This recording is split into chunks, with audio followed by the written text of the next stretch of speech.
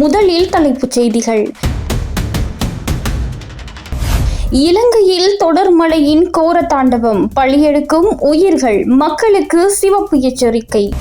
குற்றவாளியான யோசித்த ராஜபக்ஷ நீதிமன்றில் தாக்கல் செய்யப்பட்ட குற்றப்பத்திரிகை. அனுர அரசை கவிழ்க்கும் ரணில், வெளியான ஆதாரங்களினால் பெரும் அதிர்ச்சி.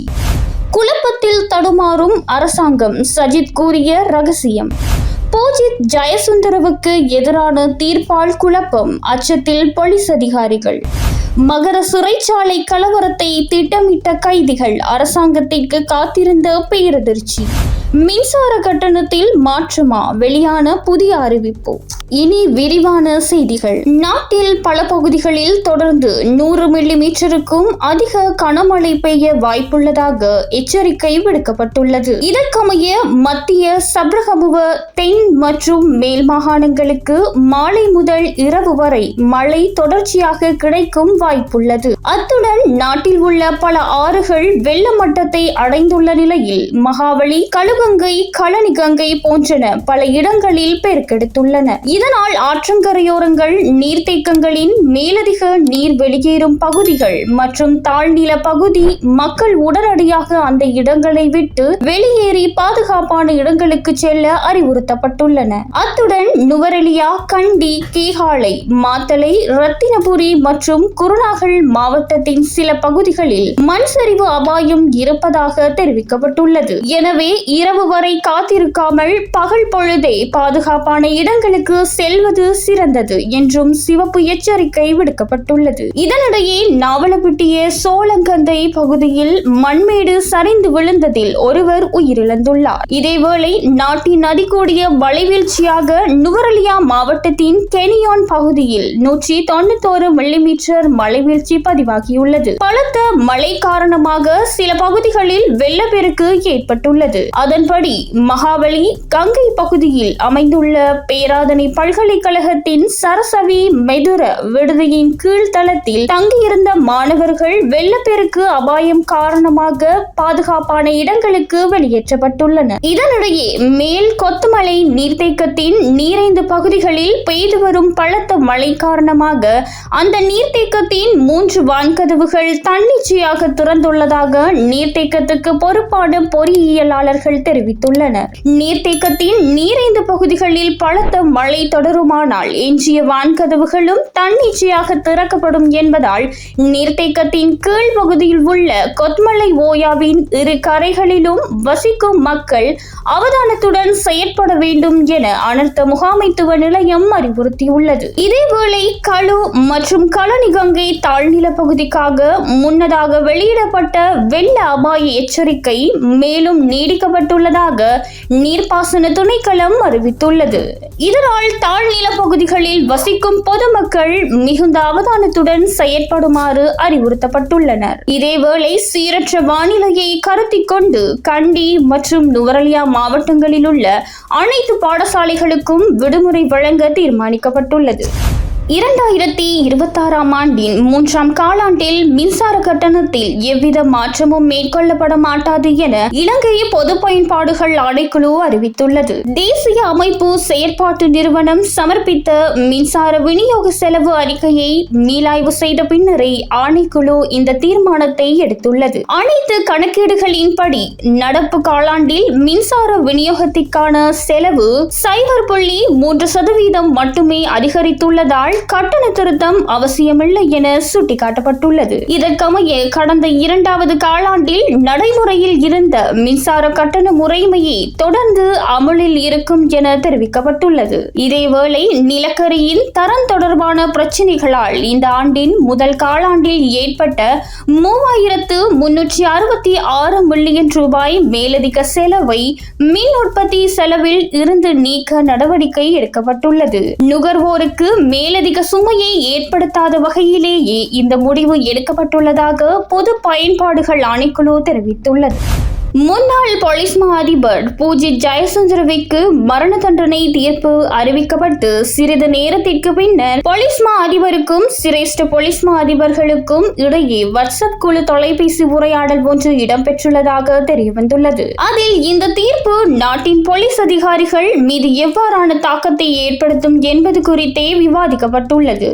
அங்கு ஒரு பிரதி போலீஸ் மா அதிபர் குறிப்பிடுகையில், நபர் ஒருவர் தனக்கு மற்றொரு நபரால் உயிர் அச்சுறுத்தல் இருப்பதாக கூறி போலீசில் முறைப்பாடு செய்துள்ளார். இந்த நிலையில் அவ்வாறு முறைப்பாடு செய்த நபர் தனக்கு அச்சுறுத்தல் இருப்பதாக சுட்டிக்காட்டிய நபராலேயே கொல்லப்பட்டால் போலீஸ் அதிகாரிக்கு மரண தண்டனை கிடைக்கும் நிலை ஏற்படும் என கூறியுள்ளார். இவ்வாறானதொரு சூழ்நிலையில் போலீசில் கடமையாற்றுவது ஆபத்தான நிலைமை என அவர் மேலும் தெரிவித்துள்ளார். போலீஸ் மா அதிபராக பதவி வகிப்பது இதன் மூலம் பாரிய அபாயத்தை பொறுப்பேற்பதாக மாறியுள்ளதாக மற்றொரு பிரதி போலீஸ் மா அதிபர் குறிப்பிட்டுள்ளார். அந்த குழு விவாதத்தில் பிரதி போலீஸ் மா அதிபர்கள் முன்வைத்த கருத்துக்களுடன் உடன்பட்ட போலீஸ் மா அதிபர் ஜனாதிபதியுடன் இந்த நிலைமை குறித்து விவாதிப்பதாகவும் தெரிவித்துள்ளார். இந்த அரசாங்கம் தோல்வியடைந்து வேறு அரசாங்கம் ஆட்சிக்கு வந்த பிறகு இந்த விதி தனக்கும் வரக்கூடும் என்ற பயம் போலீஸ் மா அதிபருக்கும் பெரும்பாலான பிரதி போலீஸ் மா அதிபர்களுக்கும் ஏற்பட்டுள்ளது. அரசாங்கத்திற்கு ஆதரவான போலீஸ் அதிகாரிகள் இந்த வழியில் போலீஸை கொண்டு செல்ல முடியாது, போலீஸை விட்டு விலகி செல்பவர்களின் எண்ணிக்கை அதிகரிக்கும் என குறிப்பிட்டுள்ளார். அரசாங்கத்திற்கு ஆதரவான போலீஸ் அதிகாரிகள் என அடையாளப்படுத்தப்பட்டுள்ள குழுவினரும் இதனால் கடும் அதிர்ச்சி அடைந்துள்ளனர். அரசியல்வாதிகள் சொல்வதை கேட்டு வேலை செய்து இறுதியில் பூஜித்விற்கு நடந்ததே நடக்கும் என்ற கருத்து போலீசாருக்குள் பலமாக உருவெடுத்துள்ளதால் போலீஸ் துறை பெரும் சரிவை சந்திக்கும் என சுட்டிக்காட்டப்படுகின்றது.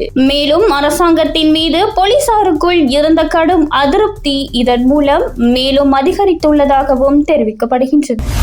சமகால அரசாங்கத்தில் நாட்டில் ஏற்படும் பல்வேறு அசம்பாவிதங்களின் பின்னணியில் மறைமுக ஆதி கட்டமைப்பு செயற்படுவதாக குற்றம் சாட்டப்பட்டுள்ளது. இந்த பின்னணி குறித்து இலங்கை போலீசாரை அரசியலில் இருந்து விடுவிப்பதற்கான சர்வதேச அமைப்பின் உறுப்பினரும் ஓய்வு பெற்ற போலீஸ் அதிகாரியுமான அஜித் தர்மபால அம்பலப்படுத்தியுள்ளார். முன்னாள் ஜனாதிபதி ரணில் விக்ரமசிங்க மற்றும் இலங்கை சட்டத்தரணிகள் சங்கத்தின் தலைவர் ரஜு அமரசூரிய உள்ளிட்டோர் கலந்து கொண்ட ரகசிய சந்திப்பு தொடர்பான புகைப்படம் சர்ச்சை ஏற்படுத்தியுள்ளது. மறைமுக ஆதிக்க கட்டமைப்பு இந்த புகைப்படம் மூலம் நாட்டின் மறைமுக ஆதிக்க கட்டமைப்பு குறித்து தகவல் வெளியாகியுள்ளதாக அஜித் தர்மபால சுட்டிக்காட்டியுள்ளார். சமூக வலைதளங்களில் பரவி வரும் அந்த புகைப்படத்தில் ரணில் விக்ரமசிங்க மதுக்கோப்பையை கையில் வைத்துக் கொண்டும் சிகரெட் புகைத்துக் கொண்டிருக்கின்றார். அவருடன் சட்டத்தரணிகள் சங்கத்தின் தலைவர் ராஜு அமரசூரிய உள்ளிட்ட உயர் தரப்பினர் கலந்துரையாடும் காட்சி பதிவாகியுள்ளது. இந்த சந்திப்பானது சாதாரண பாமர மக்களுக்காக நடத்தப்பட்டதல்ல என்றும் தங்களை சேர்ந்த உயர் வர்க்கத்தினருக்கு ஏதேனும் அழுத்தம் அல்லது அச்சுறுத்தல் ஏற்படும் போது இவ்வாறான கூட்டத்தினர் உடனடியாக ஒன்றிணைந்து அதை பாதுகாக்கும் நோக்கில் செயற்படும் ஒன்றாக இருக்கும் என்றும் கூறப்படுகின்றது. மக்களால் தெரிவு செய்யப்பட்ட அரசாங்கம் ஒன்று நாட்டில் இயங்கிக் கொண்டிருந்தாலும் அதற்குள் அரசு அதிகாரிகள், உயர்மட்ட போலீஸ் மற்றும் முப்படை அதிகாரிகள் மற்றும் முக்கிய தொழில் அதிபர்களை உள்ளடக்கிய ஒரு மறைமுக சக்தியாக தீவிரமாக செயற்பட்டு வருகின்றது. மகர மற்றும் நீர்கொழும்பு போன்ற சிறைச்சாலைகளில் தொடர்ச்சியாக அரங்கேறும் குழப்பங்கள் மற்றும் அசம்பாவிதங்களுக்கு பின்னால் இந்த மறைமுக ஆதிக்க கட்டமைப்பின் சூழ்ச்சிகள் உள்ளது. அரசாங்கம் இது தொடர்பில் கூடிய கவனம் செலுத்த வேண்டும். சமகால அரசாங்கம் முறையான விசாரணைகளை முன்னெடுத்தாலும் இந்த உயர்மட்ட குழாமினர் தங்களது வர்க்கத்தினரை பாதுகாப்பதற்காகவும் வரவிருக்கும் சட்ட நடவடிக்கைகளில் இருந்து தப்புவதற்காகவும் தொடர்ந்தும் பல்வேறு முட்டுக்கட்டைகளை போட்டு வருகின்றது.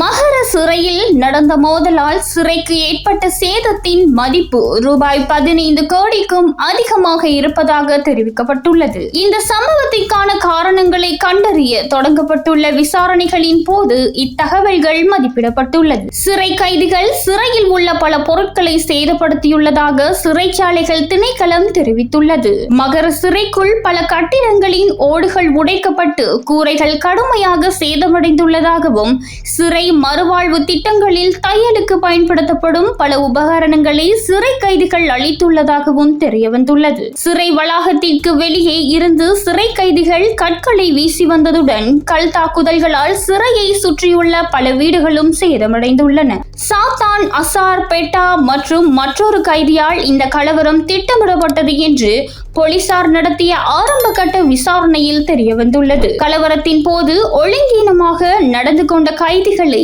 இன்று பிற்பகல் அடையாளம் கண்டு அவர்களின் 104 பேரை பூசா உட்பட 7 பிற சிறைகளுக்கு மாற்ற நடவடிக்கை எடுக்கப்பட்டுள்ளது. 4100க்கும் மேற்பட்ட கைதிகளை கொண்ட மகர சிறையில் மாலை 4 மணியளவில் கலவரம் வெடித்தது. சிறையில் போதைப் பொருள் கடத்தலை கட்டுப்படுத்த எடுக்கப்பட்ட கடுமையான நடவடிக்கைகளால் இப்போதெல்லாம் போதைப் பொருள் தட்டுப்பாடு நிலவுவதே இந்த கலவரத்திற்கு காரணம் என்று கூறப்படுகின்றது. 4 கைதிகள் ஒரு கூரையின் மீது ஏறி சிறை நிர்வாகத்திற்கு எதிராக போராட்டத்தில் ஈடுபட்டுள்ளனர். அப்போது ஒரு மூத்த சிறை அதிகாரி அங்கு சென்று இந்த குறித்த கைதிகளிடம் விசாரித்துள்ளார். இருப்பினும் அங்கிருந்த கைதிகள் சிறை அதிகாரிகள் மீது கற்களை வீசியுள்ளனர். இதனைத் தொடர்ந்து அதிகாரிகள் அந்த இடத்தை விட்டு சென்றுள்ளனர். சிறை மருத்துவமனையில் இருந்து மருந்துகள், சமையலறையில் இருந்த கூர்மையான ஆயுதங்கள் மற்றும் துப்பாக்கி கிடங்கில் இருந்த ஆயுதங்கள் மற்றும் உபகரணங்கள் ஆகியவற்றை அந்த இடங்களிலிருந்து பாதுகாப்பாக அகற்றுவதற்கான ஏற்பாடுகள் செய்யப்பட்டன. ஊழல் குற்றச்சாட்டு தொடர்பாக முன்னாள் ஜனாதிபதி மஹிந்த ராஜபக்ஷவின் மகன் யோசித ராஜபக்ஷ மற்றும் முன்னாள் கடற்படை தளபதி வசந்த கருணாகொட ஆகியோருக்கு எதிராக கையூட்டல் ஒழிப்பு ஆணைக்குழுவினால் கொழும்பு மேல் நீதிமன்றத்தில் குற்றப்பத்திரிகை தாக்கல் செய்யப்பட்டுள்ளது.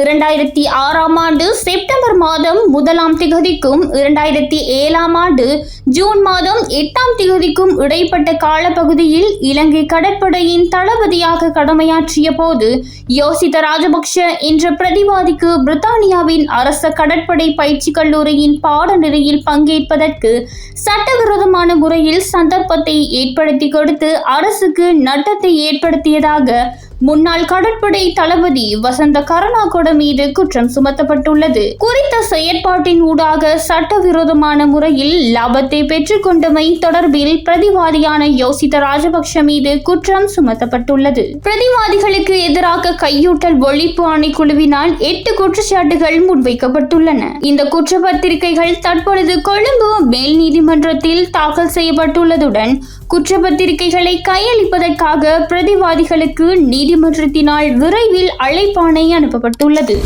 சிறைச்சாலை அமைப்பை சரியாக நிர்வகிக்க முடியாத தற்போதைய அரசால் 22 மில்லியன் மக்களின் வாழ்க்கையை எவ்வாறு மேம்படுத்த முடியும் என்பதே இன்று கேள்விக்குறியாகி உள்ளதாக எதிர்க்கட்சி தலைவர் சஜித் பிரேமதாச தெரிவித்துள்ளார். நடமாடும் நூலகம் என்று அழைக்கப்படும் அறிஞர்கள் நிறைந்த அரசை உருவாக்குவதாக கூறிய தற்போதைய அரசு வெளிநாட்டு கடன்களை முறையாக திருப்பி செலுத்த முடியாமலும் சிறைச்சாலைகளை கட்டுப்படுத்த முடியாமலும் திணறுகின்றன. இவ்வாறானதொரு அரசால் மக்களின் பிரச்சினைகளை எவ்வாறு தீர்க்க முடியும்? கடந்த நாடாளுமன்ற கூட்டத்தொடரின் போது நீதி மற்றும் சிறைச்சாலைகள் அமைச்சருக்கு எதிராக எதிர்க்கட்சியால் கொண்டுவரப்பட்ட நம்பிக்கையில்லா பிரேரணைக்கு அரசு ஆதரவாக வாக்களித்தது. இருப்பினும் சில நாட்களுக்கு பின் மீண்டும் மகர சிறைச்சாலையில் மோதல் வெடித்துள்ளது.